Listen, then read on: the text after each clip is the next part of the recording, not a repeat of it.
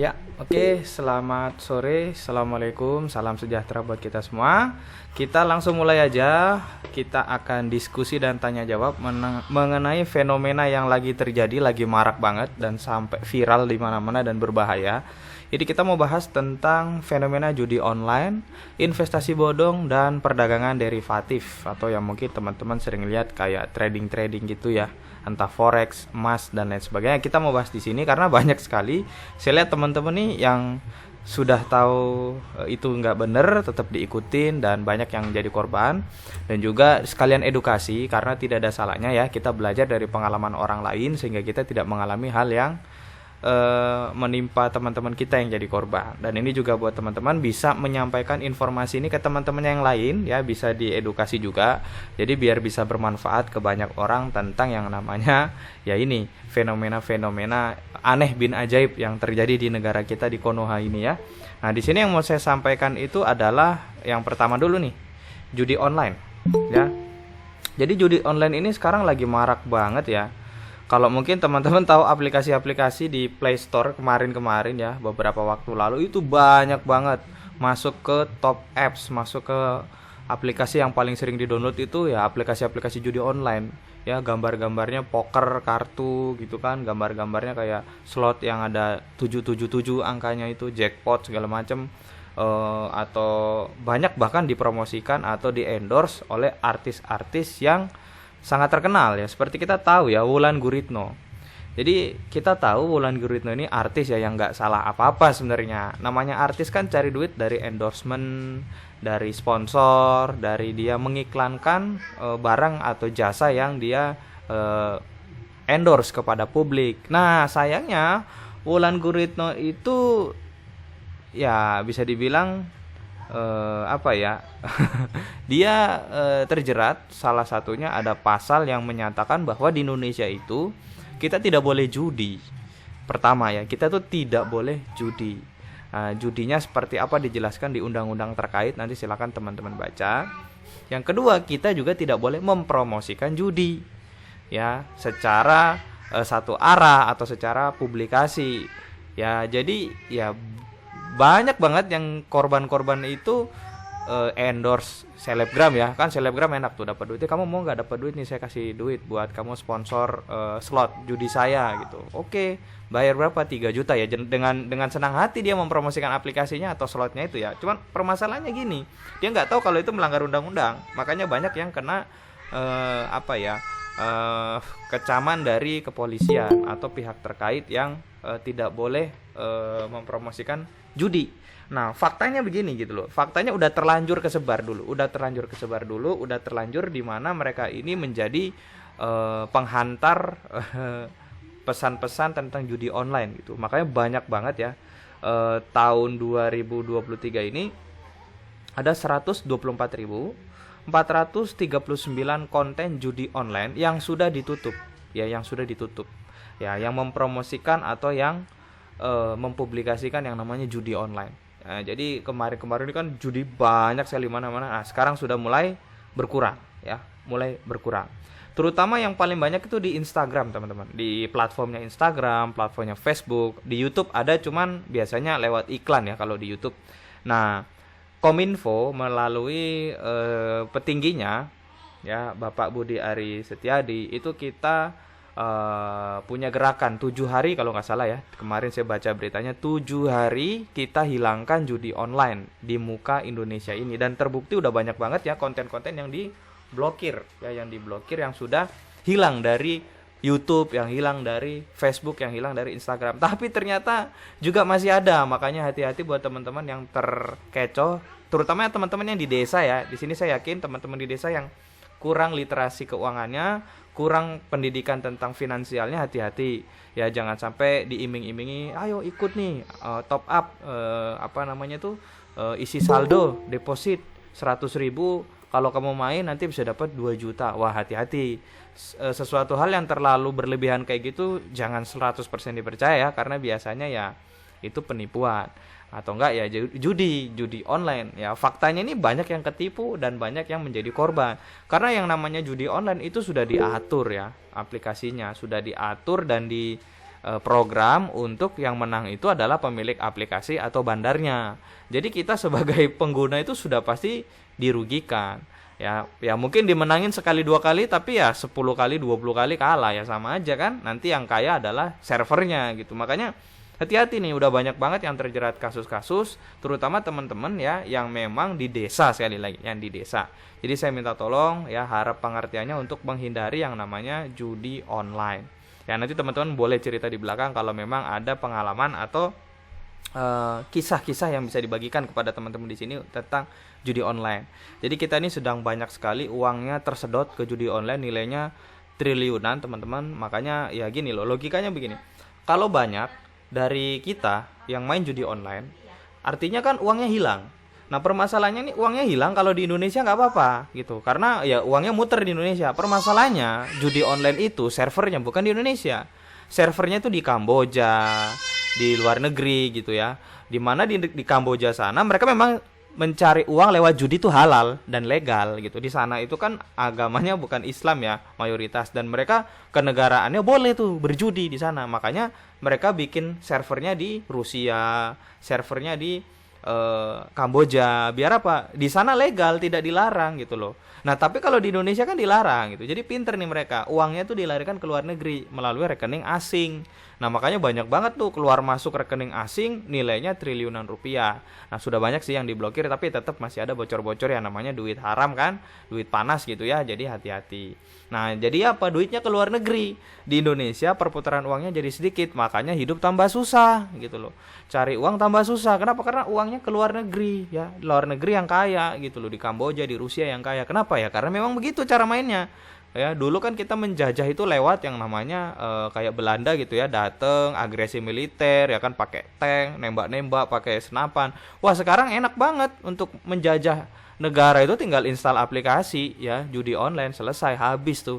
Kalau mereka pinter mencari korban. Nah, makanya hati-hati, sekali lagi ini peringatan buat kita semua untuk ayo kita sama-sama berantas yang namanya judi online ya. Karena salah satu program yang dicanangkan oleh Presiden Jokowi sebelum berhenti menjabat ya sebagai presiden itu adalah bersihkan negara kita dari judi online. Ya, saya minta tolong bantuannya buat teman-teman yang di sini sudah tahu. Yuk sama-sama ngasih tahu teman-temannya.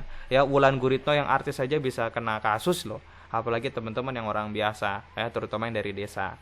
Hati-hati. Itu ya materi pertama tentang judi online. Nanti diskusinya kita bahas di belakang. Nah, yang kedua ini adalah investasi bodong.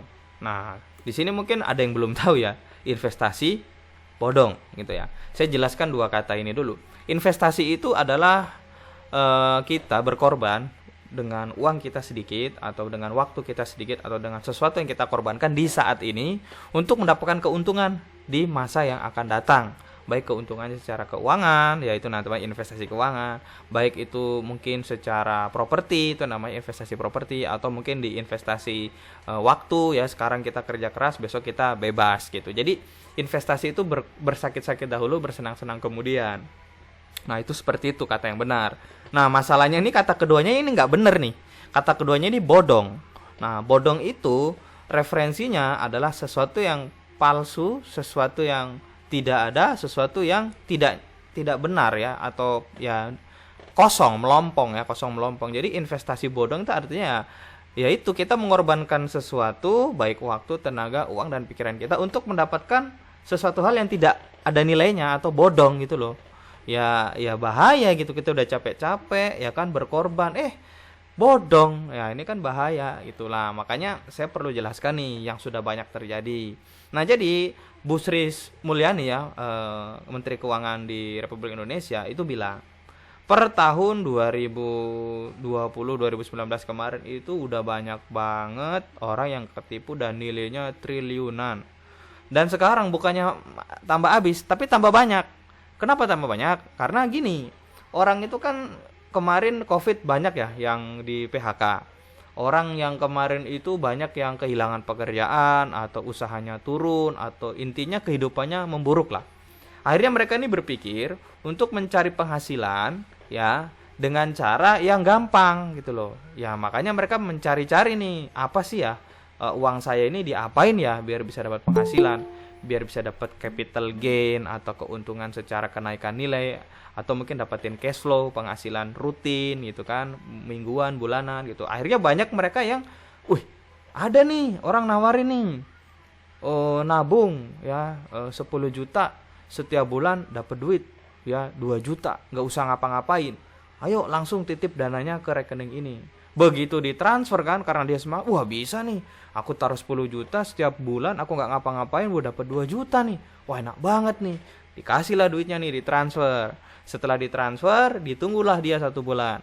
Nah 1 bulan kemudian dia kabarin, mana uang saya pak, 2 jutanya. Tiba-tiba diblokir, tiba-tiba kabur, tiba-tiba bawa lari uangnya, atau perusahaannya ditutup dan segala macam. Nah ini yang kita pikirkan akan mendapatkan penghasilan, malah ketipu dan rugi uang yang gak kecil ya, nilainya itu ratusan juta, miliaran, bahkan ada juga dikumpulin itu sampai triliunan. Salah satunya yang mungkin yang sangat terkenal itu kemarin ada namanya Doni Salmanan dan Indra Kents ya, itu Binomo, terus apalagi tuh ya, robot trading, DN86, banyak sekali yang kena tipu tuh. Bukan orang bodoh aja loh, yang ibaratnya nggak sekolah kan mereka anggap bodoh nih ya, kita bodohin aja. Enggak loh, yang ketipu tuh justru orang-orang profesional, seorang petinggi Polri, petinggi jabatan-jabatan DPR itu bisa ketipu teman-teman. Bahkan teman saya sendiri ya, teman akrab saya itu nawarkan waktu itu ke saya, Nal kamu mau nggak taruh duit di tempat saya 100 juta nih, kamu taruh duit 100 juta per bulannya, itu kamu dapat namanya 10% pasti, itu 10% itu pasti, kamu nggak usah ngapa-ngapain. Serius? Wah enak banget dong. Tapi gini aja deh, aku bilang, kalau memang itu benar, kamu coba dulu ya, aku tunggu 3 bulan. Kalau 3 bulan beneran itu dikasih 10%, kamu kabarin aku ya. Bilang oke.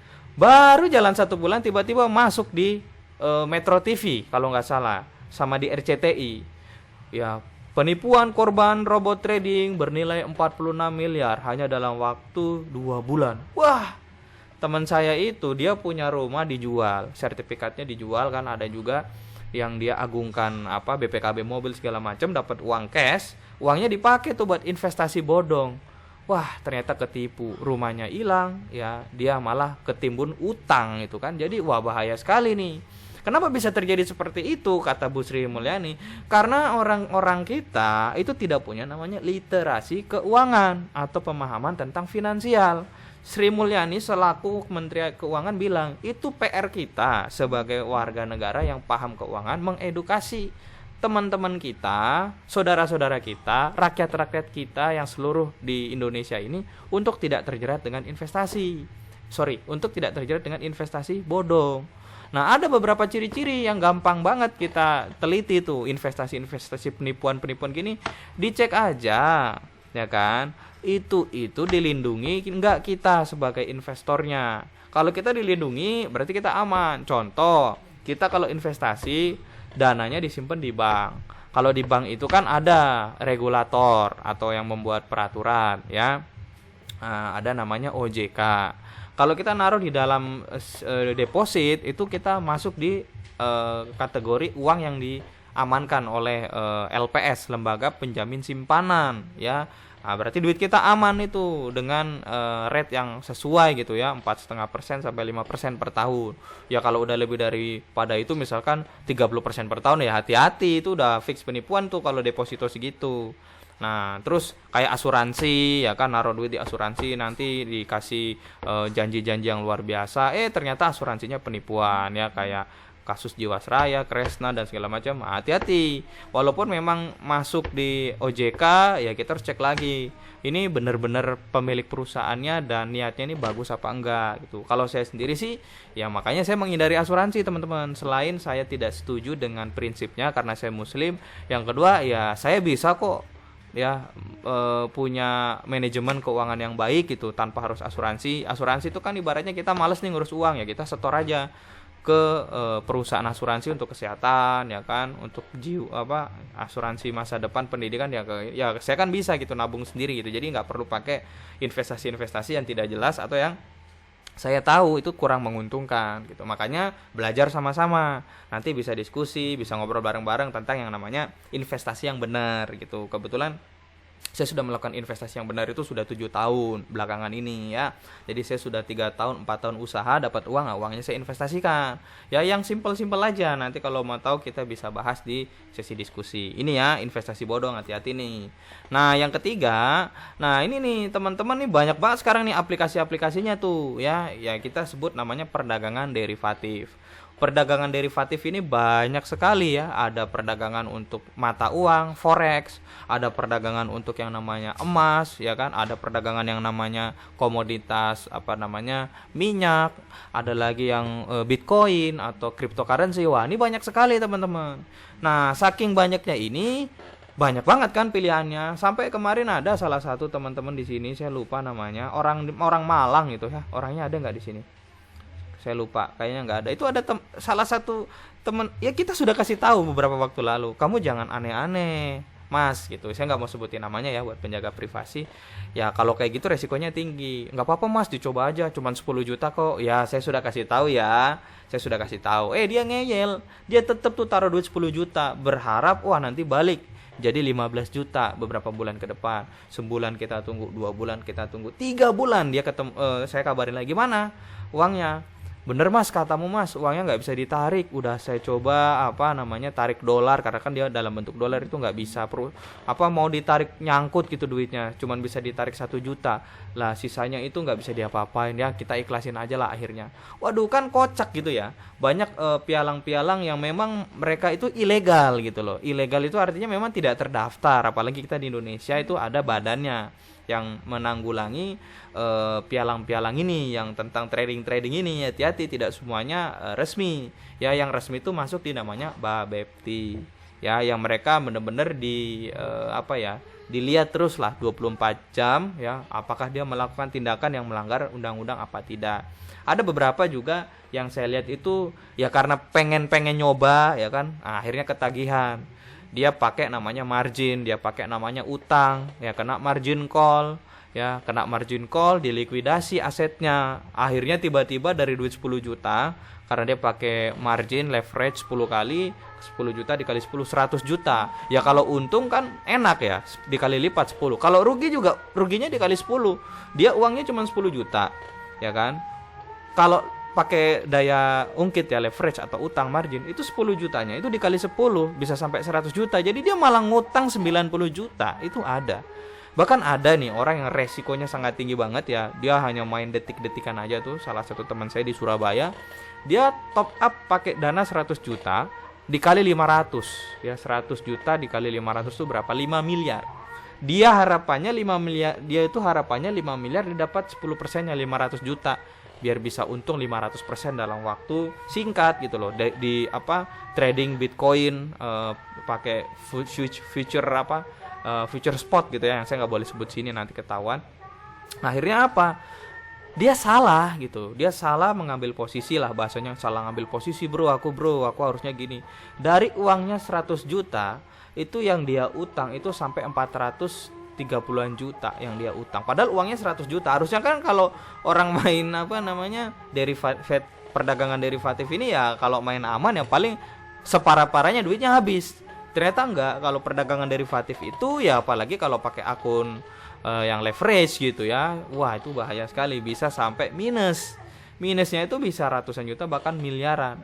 Nah parahnya lagi teman-teman, ada namanya pialang. Nah, pialang itu orang yang mewakilkan dia untuk trading. Biasanya kita sering ditawar-tawarin tuh. Atau mungkin dia ini polanya seperti ini. Di Yogyakarta sini banyak banget perusahaan pialang-pialang yang mereka itu buka loker. Mereka buka loker. Mau punya penghasilan tidak terbatas, kerja cuma dari depan laptop, hanya 8 jam bisa punya penghasilan puluhan juta. Nih, bisa beli mobil Alphard dalam waktu 1 tahun. Wah, pokoknya dia flexing gitu kan. Pas masuk ternyata kerjanya itu menjadi pialang untuk nelponin orang buat setor dana ke dia. Nah, padahal bilangnya apa? Bilangnya pekerjaan. Itu bukan pekerjaan itu. Itu namanya perekrutan yang tidak masuk undang-undang ketenagakerjaan. Jadi bukan sebagai karyawan itu, tapi sebagai apa ya, bisa kita bilang mungkin sebagai telemarketer gitu. Jadi buat ngajak-ngajakin orang buat jadi pialang, untuk nyari-nyari orang yang punya dana gitu. Dan banyak juga orang yang tidak ngerti apa-apa terjebak di sana. itu nggak bisa keluar, atau mungkin mau keluar ya udah kadung malu, udah nawar-nawarin gitu segala macam, ya akhirnya ya banyak yang jadi apa ya, mungkin kena mental lah akhirnya. Ya dia kiranya tuh bagus gitu kan, wah luar biasa ini orang tuaku bisa naik haji, ternyata ya dia mendapatkan hal yang tidak sesuai dengan keinginannya. Ya saya yakin mungkin teman-teman di sini pernah tahu, pernah ditawarin, atau mungkin ya pernah ada pengalaman lah dari teman-teman yang lain. Nah makanya setelah ini kita bisa diskusi nih, kita ambil hal-hal positif dari kita belajar ini, kita buang yang negatif dari hal yang kita belajar. Jadi kita bisa mendapatkan yang namanya hikmahnya atau pembelajarannya. Nah makanya 30 menit ke depan ya teman-teman, saya mohon nih kerjasamanya buat teman-teman. Yuk kita buka tanya jawab selama 30 menit. Ya kita akan mungkin menjawab 6 pertanyaan tentang judi online, ya tentang yang namanya perdagangan derivatif ataupun yang namanya investasi bodong. Nah bagi teman-teman yang silakan terbuka, saya persilakan buat teman-teman buka mic-nya, buka kameranya buat diskusi, tanya jawab atau lewat chat. Silakan, saya kasih waktu 30 menit ke depan, bisa disampaikan pertanyaannya, bisa disampaikan diskusinya di kolom chat, atau bisa langsung masuk diskusi bersama saya. Ya, kurang lebih seperti itu. Saya tunggu teman-teman ya, bagi yang mau diskusi, bagi yang mau kita belajar sama-sama, saya persilakan untuk buka suara, diskusi atau lewat pertanyaan di kolom chat. Terima kasih. Oke, ini sudah ada satu pertanyaan ya, kita tampung dulu dari Inai. Ya, ada lagi mungkin teman-teman yang lain yang mau diskusi dulu langsung ngobrol, saya persilakan angkat tangan. Nanti saya naikkan buat kita diskusi. Yuk, silakan. Kalau Inai bisa ini nggak Inai ngobrol? Kalau bisa saya buka nih suaranya sama saya pin. Bisa Inai? Saya jawab nih sekalian. Halo? Halo guys, teman-teman semuanya. Silakan. Yang mau diskusi dulu saya naikkan. Oke, Muhammad Royhan ya. Oke, Muhammad Royhan, saya izin buat naikkan ke sini ya suaranya. Silakan Mas Muhammad Royhan. Sebelumnya Assalamualaikum warahmatullahi wabarakatuh. Waalaikumsalam Mas Royhan. Mas, terima kasih sudah ini saya ingin bertanya, kan saya juga masih pemula soal investasi ataupun perihal soal seperti itu ya. Ya. Nah bagi pemula ini kan kita belum bisa gitu membedakan mana sih yang bodong itu, mana sih yang resmi gitu, dan ciri-cirinya kita misalnya perbedaannya tuh seperti apa, identiknya dengan apa gitu. Jadi kita bisa membedakan yang resmi yang mana, yang bodong yang mana. Oke, siap. Terima kasih Royhan ya. Ya, ini kita diskusi sama-sama ya. Ya, jadi pertanyaannya Raihan bagus sekali. Ya, pertanyaannya bagaimana kita sebagai pemula biar tidak ketipu investasi bodong. Apa saja yang perlu dilihat dan ciri-cirinya bagaimana, kurang lebih begitu. Nah, makanya ini kita belajar sama-sama. Kita kan punya internet semua ya. Punya internet ya, punya Google ya, kita bisa cek nih ya. Saya izin share screen. Ini apakah kelihatan ini screennya yang saya bagikan? Kelihatan? Royhan? Kelihatan nggak? Oke. Nah, jadi teman-teman bisa cari aja di yang namanya di Google ya, di Google. Ya, teman-teman mau cari apa nih ya? Mau cari yang namanya kan kita mau ngomongin misalkan investasi. Ya. Investasi. Kita enter nih. Nanti kan banyak banget ya yang namanya website ya, atau ya edukasi gini ya. Dibaca teman-teman. Dibaca ya. Ini contoh kita ambil yang dari OJK ya. Ya. Jadi ada yang dari OJK ini yang menurut saya valid ya, karena dia dari websitenya OJK langsung, ojk.go.id. Kita pencet aja nih, tek. Nah, nanti kan masuk ya. Nanti masuk, sering-seringlah ya kita itu untuk membaca. Jadi biar kita nggak jadi korban, kita banyak-banyaklah membaca Iqra. Nah, bacanya bagaimana? Ya baca aja. Karena saya juga tidak bisa mengerti teman-teman itu menangkapnya seperti apa. Setiap orang punya daya tangkap beda-beda. Nah, contoh di sini teman-teman kita bisa yang namanya baca ya. Kita baca sama-sama secara sekilas saja. Ini websitenya jelas dari OJK punya ya, dan ini fakta real bener bisa dilihat ya. Ini adalah dari websitenya kontaknya OJK ya 157 ya. Ini buat belajar sikapi uangmu. Ini bagus banget nih menurut saya dari OJK edukasinya. Jadi investasi. Nah, yang tadi saya bilang investasi itu apa? Nah, kita harus ngerti tuh filosofi atau pemikiran dasar. Jadi pemikiran dasarnya kita tuh harus berinvestasi alias apa? Untuk masa depan kita, jangka waktunya itu ya panjang. Nah, jadi kita kan biasanya punya dana simpanan ya. Kita punya dana simpanan itu biasanya kita taruh buat keadaan darurat. Nah, itu namanya dana darurat. Nah, jadi kita harus paham tuh, investasi yang paling pertama itu adalah kita punya namanya dana darurat, alias dana jaga-jaga, dana simpanan. Nah, setelah sudah punya dana darurat gitu ya, dari investasi keuangan kita, nah kita bisa namanya memberikan jangka waktu yang panjang. Umumnya kita bisa mengharapkan dananya itu diinvestasikan kembali dan mendapatkan keuntungan setelah jangka waktu itu kira-kira 3 sampai 5 tahun. Nah, ini baru kita bisa sebut investasi. Jadi kalau ada orang nawarin, mau nggak duitmu dari 1 juta jadi 2 juta dalam waktu 15 menit, itu bukan investasi, itu namanya investasi bodong. Investasi yang real biasanya membutuhkan waktu sekitar 3 sampai 5 tahun. Kayak gitu. Dan nah, ada contoh-contoh investasi ya. Investasi ya kalau kita lihat di sini dia jelaskan tentang investasi di pasar modal. Ada investasi di obligasi, ada investasi di reksadana, ya kan? Nah, itu tadi apa saja tuh? Nah, itu bisa dipelajari, dibaca-baca. Nah, kayak gitu. Nah, makanya kalau kita bisa tahu apa saja, ya kan, kita bisa baca-baca dari yang namanya ini nih, sikapi uangmu dari OJK. Di sini juga ini ada nih tipsnya nih, waspadalah ketika Anda mendapatkan tawar investasi dengan keuntungan lebih besar.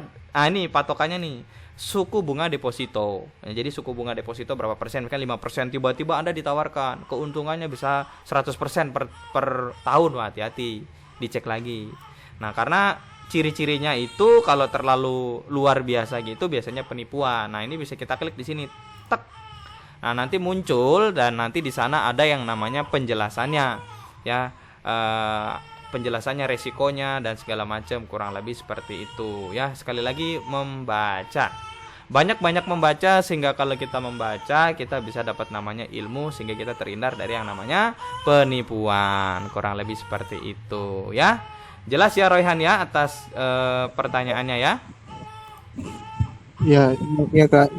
Oke, silakan nanti dibaca-baca lagi untuk lanjutannya. Oke, selanjutnya ini pertanyaan dari Inai ya. Inai ini apa nih? Kalau yang BPJS itu gimana? Oke, ini saya jawab ya. BPJS ya. BPJS tahu nggak BPJS?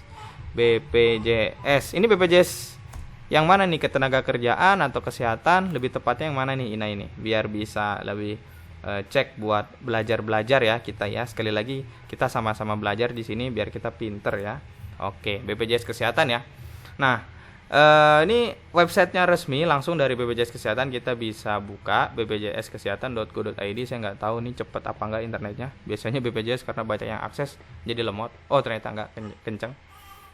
Nah, ini nih BPJS. Nah, tapi dia nggak jelasin di sini ya BPJS itu sistematikanya gimana. Oke, terlalu ribet. Yes, terlalu ribet. Kita cari aja. Ya, teman-teman buka Google ya kan, BPJS Kesehatan. Ya, sistem gitu aja, sistemnya yang kita pelajari. Karena yang bikin haram atau halal yang membuat kita tahu itu biasanya di sistemnya ya. Jadi kita perlu pelajari. Dan ini kita baca-baca ya, banyak-banyak membaca teman-teman ya, karena kita membaca itu kita bisa menyelamatkan diri kita. Nah, ini berita sudah dari lama ya. Nah, intinya begini, ada pemaparan Profesor Gufron bilang BPJS Kesehatan itu adalah kita berinvestasi untuk masa depan kita, yaitu kalau kita pengen menjaga kesehatan. Nah, itu namanya BPJS Kesehatan. Nah, sistematikanya itu kita menggunakan namanya sistem jaminan kesehatan. Sistem jaminan kesehatan ini merupakan adalah program wajib melalui namanya Sistem Jaminan Sosial Nasional, atau yang tahun 2004 ya, kita sudah ada undang-undangnya, Badan Penyelenggara Jaminan Sosial. Jadi kita secara sosial itu dijamin ya melalui BPJS ya, dan itu ada dua BPJS-nya. Yang pertama BPJS Kesehatan, di mana BPJS Kesehatan itu adalah jaminan untuk kesehatan. Kalau BPJS yang ketenagakerjaan itu jaminan untuk kita sebagai karyawan ya, mungkin jaminan kecelakaan dan segala macam. Itu nanti bisa dibaca detailnya di Undang-Undang Nomor Tahun 2004 yang menjelaskan tentang Sistem Jaminan Sosial Nasional. Nah, di mana ya ini kan panjang nih ya kalau mau dibaca. Kalau saya kan kebetulan paham ya. Nah, jadi kalau misalkan BPJS itu sistemnya seperti ini. Ya, BPJS sistemnya itu begini. Jadi kita rame-rame patungan iuran membayar uang yang kecil ya, 35.000 misalkan. Kalau yang kelas paling rendah 35.000 di setor setiap bulan. Kita nih satu Indonesia semua BPJS ya 35.000. Nah, tapi nanti 35.000-nya itu kita patungan, urunan. Kalau ada yang sakit, dana urunannya diambil. Gitu. Nanti diambil dari sistem penyimpanan BPJS gitu.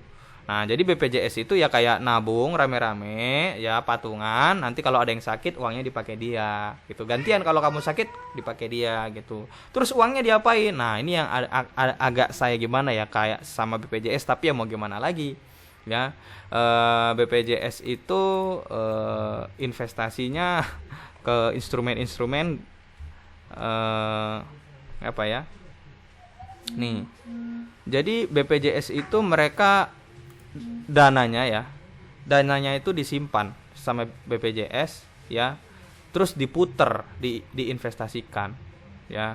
Diinvestasinya kan kemana ya, ke surat berharga negara dan deposito. Jadi uang yang triliunan itu ya kan diinvestasikan lagi. Jadi ya kenapa kok uangnya tambah lama tambah banyak, selain kita diiurkan terus uangnya ya kan, sama kita kan rame-rame tuh, oh yo bayar BPJS, sudah jatuh tempo BPJS bayar kan, uang tuh dapat tuh. Nah, uangnya diinvestasikan, diputer ya. Nanti kalau misalkan ada yang sakit, ada yang mengklaim BPJS, kita kasih ya. Kurang lebih sama kayak asuransi kesehatan. Bedanya kalau BPJS ini program dari pemerintah ya, dan statusnya buat kita yang mungkin sebagai karyawan itu nanti wajib kena BPJS Ketenagakerjaan. Buat yang mau BPJS umum ya nanti ya kita intinya punya asuransi kesehatan lewat pemerintah ya. Kurang lebih begitu sistematikanya ya. Semoga Inai paham dengan apa yang saya jelaskan tadi. Sekali lagi silakan perbanyak baca ya, biar kita bisa tahu apa yang perlu kita ketahui.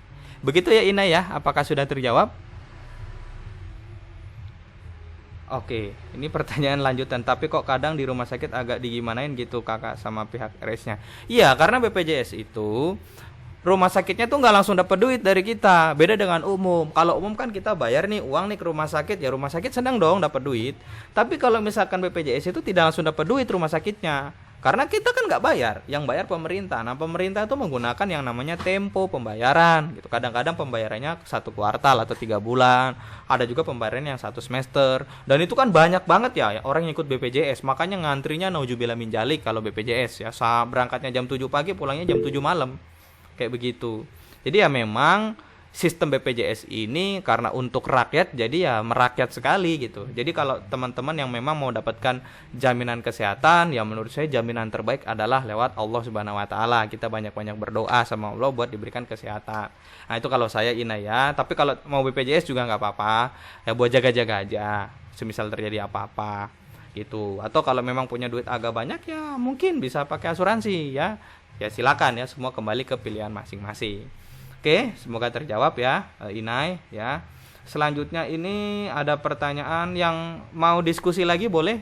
Yang mau ngobrol nih, ada siapa nih yang mau ngobrol diskusi dulu? Krisna ya. Oke, saya buka. Silakan di buka mic-nya. Saya angkat. Yuk, untuk kita diskusi silakan, Mas Krisna. Ya, waalaikumsalam. Ya Pak, saya mau tanya Pak. Ya, Itu tentang deposito di bank digital itu Pak. Itu kan menawarkan bunga yang ada yang bunga yang tinggi, ada yang lebih dari 6% juga Pak. Terus kan yang dijamin LPS itu kalau nggak salah 4 sekian persen. Itu apakah bisa aman gitu Pak? Bank digital itu Pak. Secara di atas dari yang dijamin oleh LPS itu. oke, terima Secara, kasih. eh, Siap-siap. Nangkap Iya, saya iya. pertanyaannya. Karena ini pertanyaan agak lumayan advance, agak lumayan dalam. Ini saya coba jelaskan seumum mungkin ya. Jadi pertanyaannya Mas Krisna itu adalah bunga bank digital yang lebih besar dari jaminan LPS. Gitu. Nanti saya jawab kenapa kok bisa begitu. Sebenarnya enaknya pakai kalkulator sih. Saya bisa jawab kalau pakai kalkulator, tapi ya ini saya coba sampaikan aja ya sederhana mungkin. Ya, ini penjabaran dari yang namanya kenapa kok suku bunga bank digital itu gede. Padahal LPS itu hanya menjamin 4,25%, ya. Itu udah paling tinggi itu 4,25%. Nah, permasalahannya begini. Ya kita bisa cek lah. Kalau Mas Krisna pakainya banknya apa ya? Maaf nih saya sebut biar kita buat belajar sama-sama. Minta tolong. Iya, saya pakai Citibank. Apa? Citibank. Citibank. Oke. Citibank. Citibank deposito. Nah, oke. Ya, 6%, luar biasa. Ya, 4,25% nih. Ininya ya, batas atasnya, tertingginya yang dijamin. Ini si bank berani ngasih sampai 6% per tahun. Berarti ini kan sudah jauh di atas yang namanya hitung-hitungan LPS ya, benar nggak? Iya, di luar. Nah, tapi ingat nih, bunga sudah disesuaikan per tanggal 1 Desember 2022 sampai 31 Januari ya. Diturunin lagi ke 4%, 5%. Nah, tapi sebenarnya ya ini bisa dibilang ini cuman gimmick ya, atau bahasa hitung-hitungan matematika. Karena begini, kita hitung 6%. Ya, 6% itu per tahun. Per tahun kan ada 365 hari. Dibagi 365. Jadi dia sisi bank itu pencairannya setahu saya bank-bank digital biasanya mereka menawarkan itu reverse ya, atau uang yang kembali langsung dibayar pakai bunga itu per hari. Dan per harinya segini nih. Ya kan 6% per tahun dibagi 365 hari itu ya cuman 0,001% per hari. Ya, 0,01%, 0,16% per hari. Jadi sebenarnya orang itu nabung kalau di bank digital kan nggak mungkin setahun full itu dia nabung. Jarang, karena biasanya bank digital kan dipakai untuk duit yang sedikit. Beda dengan bank BCA, bank Mandiri, bank BRI, yang dimana dana simpanan nasabahnya wah ratusan triliun, bahkan ribuan triliun kalau digabung gitu. Jadi bank digital itu mereka triknya aja gitu loh. Mereka itu hitung-hitungan matematikanya aja yang dibilang apa ya, kelihatan biar gede, biar orang pada biar orang kepancing pada nabung di situ. Begitu, Mas Krisna. Sebenarnya sama aja, dan mereka pun pasti takut kalau menjanjikan di atas jaminan LPS karena langsung dikasihkan sanksi, logo LPS-nya dicabut dan dia tidak dijamin lagi sama lembaga penjamin simpanan. Seperti itu, Mas Krisna. Apakah sudah terjawab untuk penjelasannya? Ya, Terjawab ya. Oke, terima kasih. Itu mungkin agak berat ya teman-teman, buat yang nggak nangkap ya nggak apa-apa, nanti bisa tanya-tanya lewat WA Japri, silakan. Oke, mungkin ada satu lagi mungkin yang mau diskusi satu lagi. Setelah itu baru kita jawab pertanyaan-pertanyaan yang di chat ya. Siapa nih yang mau diskusi lagi? Satu orang lagi, yuk, untuk mumpung masih ada waktu, ya. Saya sambil baca di chat. Oke, oke. Nah, ini ada Wanda Nurwijaya nih. Boleh di open mic atau diskusi bareng nggak ini? Wanda Nurwijaya. Kalau boleh ini saya diskusikan nih. Oke. Oh ya, oke. Ya sudah, kalau gitu saya jawab ya. Satu-satu langsung karena tidak ada yang bertanya, saya jawab ya lewat chat. Kalau seperti promotor yang sistemnya MLM atau multi level marketing itu gimana? Ya sebenarnya MLM tidak ada yang salah ya. Kita tinggal cek aja legalitasnya bagaimana. Jadi semuanya sama, yang pertama dicek ada legalitas. Nah, saya izin lagi menyampaikan ya lewat Google ya. Jadi begini, kalau yang cari MLM itu ketik aja MLM legal. Nih.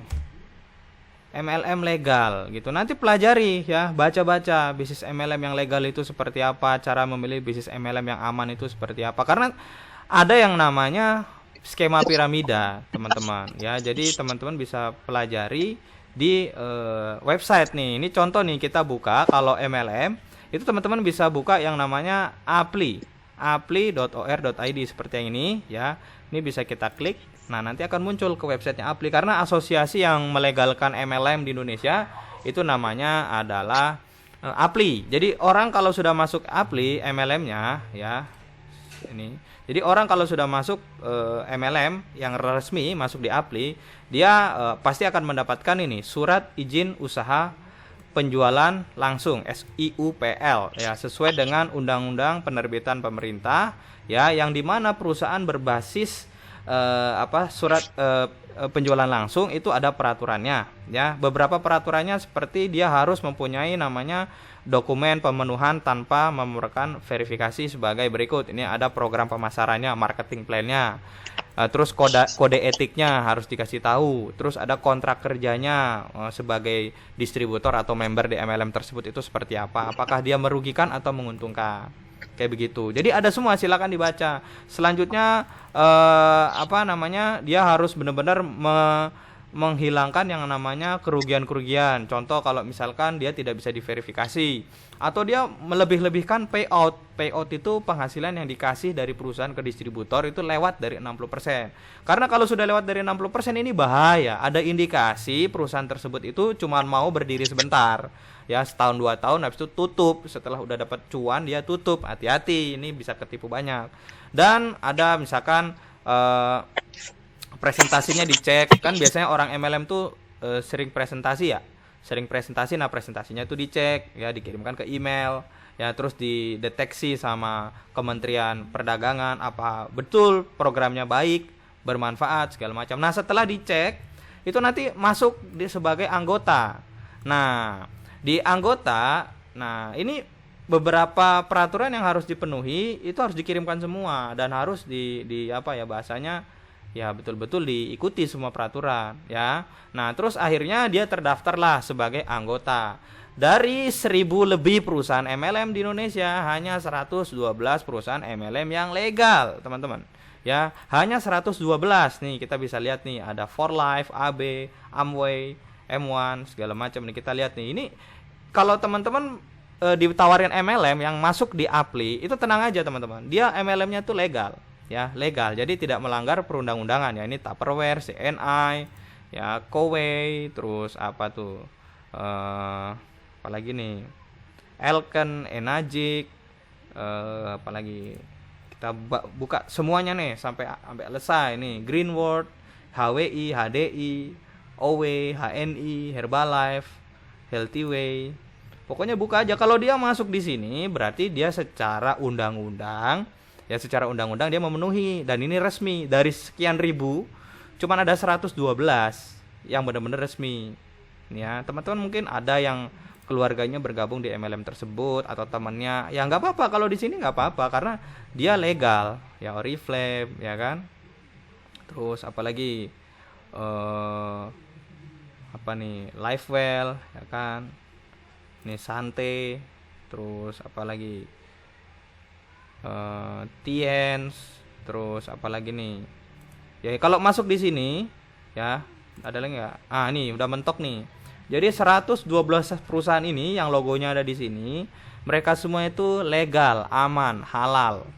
Legal ya, aman. Artinya mereka memenuhi perundang-undangan yang berlaku. Nah, permasalahannya banyak yang nggak masuk sini. Itu bisa dibaca di bagian tadi yang skema piramida itu bagaimana. Biasanya MLM yang menggunakan skema piramida ini tidak masuk di Apli ya. Kenapa? Karena merugikan membernya. Hati-hati seperti itu. Nah, buat teman-teman yang muslim, ada satu lagi yang perlu kita cek. Kalau kita pengen dapat sesuatu yang berkah, kita harusnya joinnya di perusahaan MLM yang syariah. Nih, MLM syariah. Nah, ada fatwanya ya, ada fatwanya yang sudah diberikan sama Majelis Ulama Indonesia. Bisa dicek aja DSN MUI ya, DSN MUI penjualan langsung berjenjang syariah. Itu bahasa Indonesianya atau singkatannya PLBS. Nah, itu bisa dicek nih. Di dsnmui.or.id itu ada PLBS MLM syariah ya, penjualan langsung berjenjang syariah. Silakan dibaca fatwanya DSN MUI nomor 73 tahun 2008. Jadi sudah jelas ya, MLM itu yang 112 tadi ternyata ya itu tidak semuanya menggunakan prinsip syariah atau halal.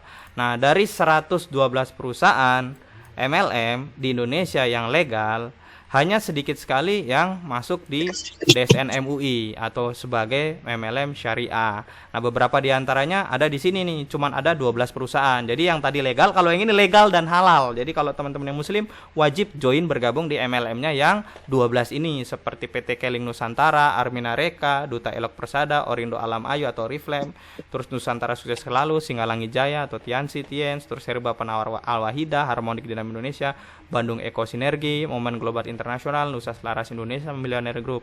Nah, ini kalau masuk di sini berarti tidak hanya legal ya, tapi juga halal sesuai dengan prinsip-prinsip syariah. Kurang lebih seperti itu ya. Semoga bisa terjawab ya dari pertanyaannya Wanda tadi tentang MLM. Ya, memang tidak semua MLM legal dan halal. Jadi hati-hati, jangan sampai teman-teman terjerat sama skema piramida seperti itu ya. Semoga terjawab ya Wanda ya. Silakan diketik kalau sudah terjawab. Ya, ini mungkin satu pertanyaan terakhir yang harus saya jawab nih. Terakhir nih ya. Ini investasi untuk anak kuliah agar bisa mempunyai tabungan untuk kedepannya dengan cara sendiri seperti yang Bapak jelaskan tadi, dengan menabung sendiri tanpa asuransi. Sedangkan kebanyakan mahasiswa itu sulit untuk belajar menabung yang kuliah sambil kuliah. Tapi bagaimana agar tetap mahasiswa bisa manajemen keuangan? Nah, ini Siti Aida saya sudah pernah sampaikan, saya itu punya metode atau punya cara manajemen keuangan yang sangat mudah.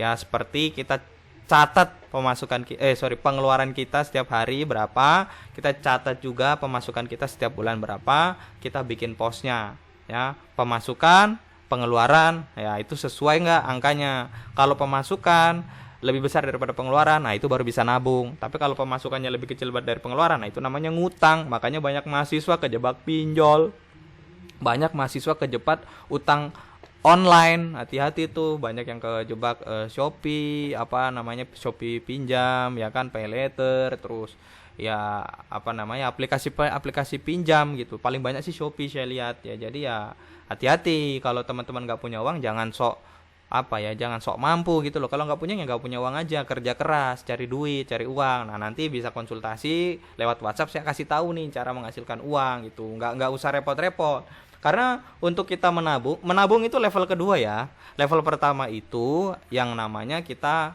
mengenali diri kita sendiri. Kita tahu pemasukan kita berapa, pengeluaran kita berapa, kita kekurangannya apa, kita harus ngapain. Itu yang pertama. Jadi kita harus ngerti diri kita ini sendiri dulu, paham dulu. Kalau sudah paham kan harusnya kita bisa ngasilin uang. Nah, permasalahan yang kedua, setelah menghasilkan uang, uangnya mau ditaruh di mana ya? Mau ditabung dalam bentuk cash ya, atau mau dipakai buat bisnis, atau mau dipakai buat jualan. Nah, itu harus sesuai dengan yang namanya kenyataan gitu ya, konsultasi biar lebih jelas gitu. Intinya Intinya kalau kita membahas tentang investasi, orang itu tidak bisa investasi kalau belum ngerti diri sendiri. Ya, dia harus punya dana darurat dulu, dia harus ngerti pengeluaran per bulannya berapa, yang wajib buat sandang pangan papan, kebutuhan fisiologisnya terpenuhi semua.